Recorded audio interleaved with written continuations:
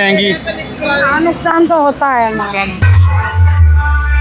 अपना बच्चों का गुजारा करना ही पड़ता है।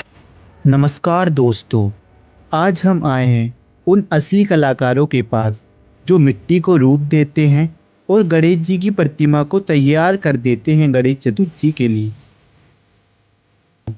ये है वो हाथ जो सिर्फ मिट्टी नहीं करते बल्कि आस्था को प्राण देते हैं। हर लाइन, हर रंग उनके प्रेम और श्रद्धा का एक रूप है। दोस्तों, इन कलाकारों से बातें करते हैं।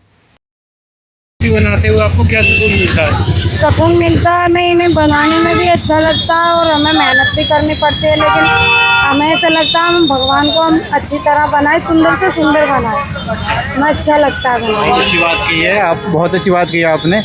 और एक मूर्ति में सबसे ज़्यादा मुश्किल हिस्सा कौन सा होता है गणेश जी की मूर्ति में? सबसे हिस्सा होता है इसे फरमे में से निकालते जब और हाथ जोड़ते हैं जब, हाथ जोड़ते क्योंकि हाथ और सूंड सबसे अलग रहते हैं, अलग से जोड़ने पड़ते हैं। तो आप अपने बच्चों को क्या मूर्ति बनाने वाला ही बनाएंगे या फिर कुछ और बनाते हैं? बच्चे पढ़ते हैं, बच्चे भी पढ़ते हैं, हम अपना काम भी करते हैं, बच्चे को पढ़ाते भी। तो आप क्या बनाना चाहोगे अपने बच्चे को? वो तो बच्चे की सोच है, आजकल तो अपने बच्चे माँ बाप की तो कोई मानता ही नहीं है। बस पढ़ के अपना कुछ भी करो, लेकिन अपना कमा के खा लो, पढ़ के खा लो। जो हमने काम किया है ये बच्चे ना करें। क्यों? मेहनत है इतना, बच्चे आजकल के बच्चों से मेहनत हो ही नहीं पाती है। तो आजकल जैसे मैन मेड और मशीन से बनी हुई मूर्ति भी आ रही हैं, तो उससे आपका नुकसान भी हो रहा है, उस पर आप क्या कहना चाहेंगे? हम तो सिर्फ मिट्टी का बेचते हैं, मिट्टी का बेचते हैं, पीओपी का बेचते हैं। हम तो जन्म से मिट्टी का पीओपी का बेचते हैं। अच्छा, तो अब जैसे पीओपी की मूर्ति सस्ती पड़ती है और मिट्टी की मूर्ति महंगी।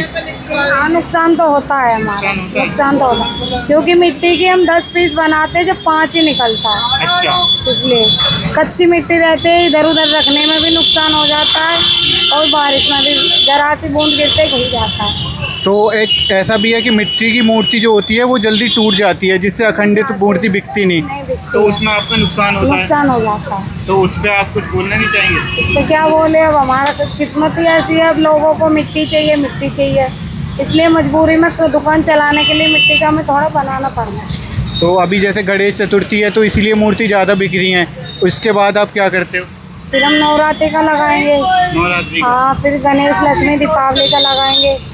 फिर अपना लोहे का ही काम है। तो आप करते हो या आप क्या? मेरे सास ससुर है। अच्छा, तो फैमिली है मतलब पूरी? फैमिली है, जैसे बनाते हैं हम साथ है, लेकिन अलग अलग है वैसे तो। अच्छा, मेरा अलग है, ससुर का अलग है, हम दोनों हस्बैंड का अलग है। अच्छा, तो आप अलग ही बनाते हो, मतलब अलग अलग है, रहते साथ ही हो? रहते साथ। कितनी पीढ़ी से ये काम करे जा रहे हो?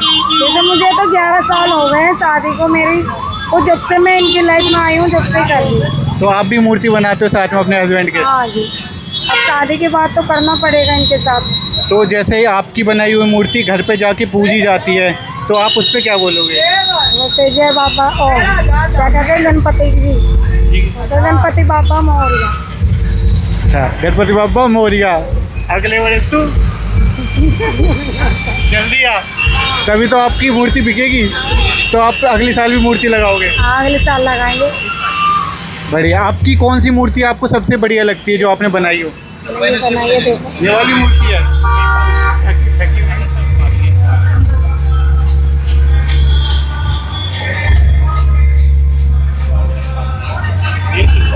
बहुत प्यारी मूर्ति बनाई है आपने। 1 मिनट में हो जाएगा वो।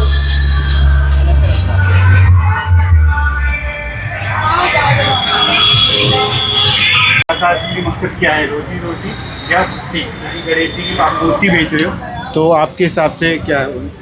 देखो भैया, ऐसा है, एक तो कलाकारी का आदमी को शौक होता है, ठीक है, और दूसरी बात ऐसा होता है कि आपको पता है कि थोड़ा बहुत अपना बच्चों का गुजारा करना ही पड़ता है। हाँ, तो उसमें एक लगन भी होती है और मेहनत भी होती है। बाकी बच्चों का गुजारा तो है ही, चाहे वो कलाकारी करके कर दो या मेहनत करके कर दो या कुछ भी करके कर लो, बच्चों को गुजारा करना है।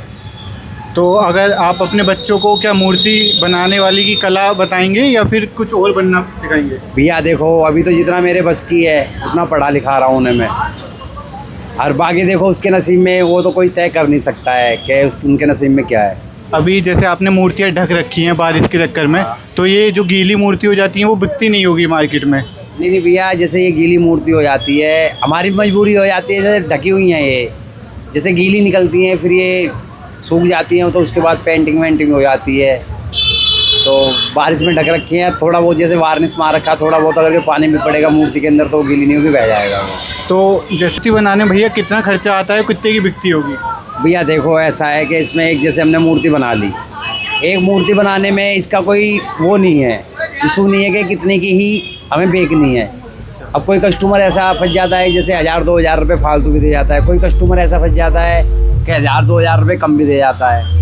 तो जैसे आजकल पीओपी और मिट्टी वाली मूर्तियों में वो चल रहा है कि मिट्टी खरीदनी चाहिए, तो आप क्या बोलेंगे पब्लिक को कौन सी मूर्ति खरीदनी चाहिए?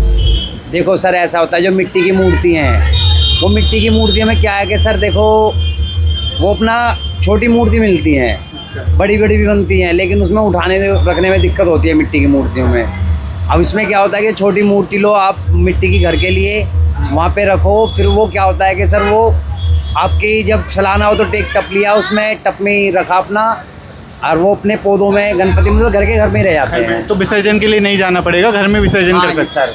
लेकिन ये जो बहुत से धोखाधड़ी चल रहे हैं कि जैसे मिट्टी की मूर्ति हैं पीओपी करके देते हैं, ऐसे हम अपने लोगों को भी कहना चाहते हैं कि ऐसा किसी के साथ ना करें। तो जैसे मूर्ति जब विसर्जित होती है तो नदी में बहुत इससे ज़्यादा कूड़ा भी हो जाता है विसर्जन करते हुए, तो आप क्या बोलना चाहेंगे इस पर? देखो सर ऐसा होता है कि हम जैसे अपनी मूर्ति, जैसे हमारी औकात 10 फीट की 5 फीट की मूर्ति की है, जितनी हम उठा सकें तो उसी बात से उन्हें 5 फीट की है तो उन्हें 4 फीट की खरीदनी चाहिए। 4 फीट की? हाँ, जैसे क्षमता उठाने की जितनी बंदों की होनी चाहिए तो उतनी ही खरीदनी चाहिए। तो आप कितने इंच की मूर्तियाँ बनाते हैं ज़्यादा तक? सर मैं लेके इस साल पहले बना था छोटा माल बंद कर रखा मैंने, लेके 3 फीट से, और मैंने 12-11 फीट तक की मूर्ति बना रखी है। तो आप कब से ये काम कर रहे हैं वैसे? सर मेरे को जब से शादी हुई है मेरे को 13 से 14 साल हो गए हैं ये। हाँ जी, 14 साल से आप लगे हुए 13 हैं? साल हो गए हैं सर मेरे को। और तो मतलब आप बचपन से ही लगे हुए हैं कह सकते हैं? पहले भैया के उसमें करता था मैं, जैसे भैया के साथ में करता था। अभी भैया हम जैसे साज निकालते हैं, माल साजे में निकालते हैं, फिर वो ऐसा होता है कि वो अपना ले लेते हैं, मैं अपना अलग दुकान लगा लेता हूँ। तो आपकी बस रोजी रोटी मूर्तियों से चलती है? नहीं सर, मेरा काम भी है, जैसे पीओपी का काम है अपना, सीलिंग का, फोर सीलिंग का, आउट टाइम में।